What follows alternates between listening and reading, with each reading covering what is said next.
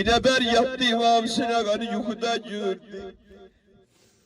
Dedi ağam ben eşitmişim senin bedeninde saysız yaralar var. Ama o yaralardan indi eser alamet yoktu. Ağa buyurdu sizin gözyaşlarınız benim yaralarıma merhemdi. Siz her defa ağlayandan benim bir yaram merhem olun. Gördüm ama ağanın yüreğinin başında bir yara var. Dedim ağa sana nenem kurban da o yara nedir? Dedi o etmazsa kalmayacak, o el yeşmerin yarasıdır. Oğul yarasıza kalmaz. Yüreği yandırar.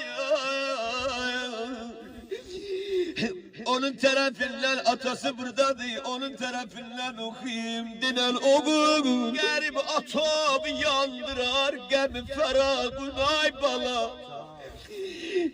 Bu ana sözüdür, bu ata sözüdür.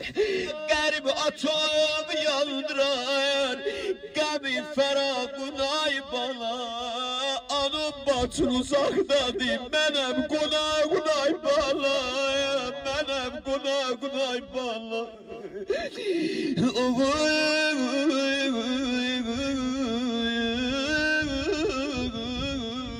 Benim balam, benim balam.